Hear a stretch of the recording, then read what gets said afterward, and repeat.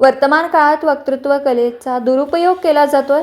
धडधडीत खोटे बोलून मी बरोबर बोललो हे असं सांगितलं जात आहे. अविश्वासू लोक केवळ बोलघेवडे बनून मतलब साधून घेत आहेत. वास्तविक वक्तृत्व कलेचा उपयोग देशाच्या कल्याणासाठी करायला हवा, बंधुता वाढविण्यासाठी करायला हवा. पण आज देशाचे नेतृत्व करणारी काही मतलबी माणसं देशात भेद निर्माण करतात, सतत इतिहासाकडे घेऊन जातात, धर्मांश बनवतात, बनवतात. देशातल्या लोकांना धर्मांध बनवण्यासाठी वाणीचा उपयोग करतात. यामुळे देशात आदर्श निर्माण होण्याऐवजी संभ्रम निर्माण करण्यात येतोय. अशाने देशातील माणसे कशी वागतील? स्वतः नीतिमान राहून देशकल्याण व देशाचं हित हाच धर्म म्हणणारी माणसं तयार होण्याऐवजी विकृती तयार केल्या जात आहेत. इतिहासातील भांडणं करून हिंसा करण्याला उत्तेजन देणारे राज्यकर्ते उपयोगी नसतात. त्यातून देशाचे फार मोठं नुकसान होत असतं. लोकशाहीत वाणी आणि लेखणी यांचा उपयोग विकासासाठी करण्याची गरज समाजसुधारक व शिक्षणतज्ञ, विचारवंत, सर्वांच्या कल्याणाचा विचार करणारे संत यांनी आपल्या वक्तृत्वाचा उपयोग माणुसकी वाढवण्यासाठी केला. पण आज काही राजकारणी लोकशाहीला भीती दाखवून एक दहशत निर्माण करताना दिसतात. बाबासाहेब आंबेडकर यांनी बर्क या विचारवंताचं एक वाक्य सर्वांना ऐकवलं होतं.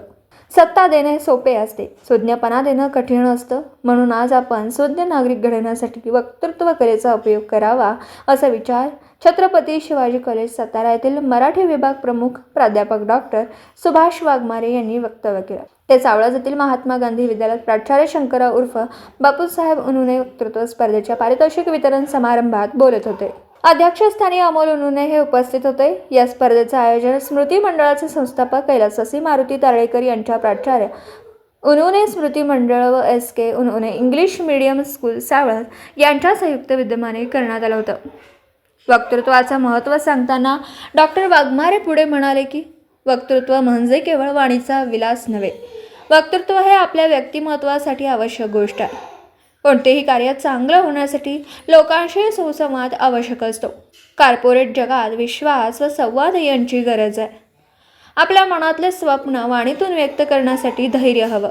नेतृत्व गुण विकासात भाषा आणि सर्व क्षेत्रातील ज्ञान माहिती या गोष्टी आवश्यक आहेत.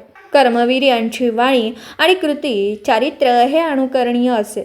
वक्तृत्व म्हणजे अलंकारिक वाक्यांचा फुलबाजा नाही. वक्तृत्व म्हणजे आपल्याच भावनेत रमणारं भुईचक्र नाही.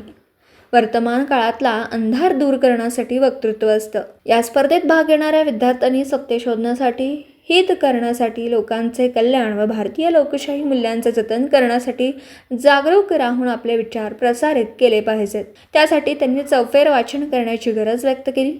साधनाचे बालकुमार 2024 हे अंक त्यांनी वक्तृत्व स्पर्धेतील विजेत्या विद्यार्थ्यांना भेट दिला. अध्यक्षीय भाषणात अमोल उनुने यांनी महात्मा गांधी विद्यालय सावळज येथे 10वी मध्ये प्रथम येणाऱ्या विद्यार्थ्यांसाठी 11,000 रुपये व प्राचार्य SK उनुने English medium school Savalaj येथे 10वी मध्ये प्रथम येणाऱ्या विद्यार्थ्यांसाठी 11,000 रुपये असं पारितोषिक ठेवत असल्याचं यावेळी जाहीर केलं आणि विद्यार्थ्यांनी वक्तृत्व कलेचा अधिक विकास करावा असं मत व्यक्त केलं.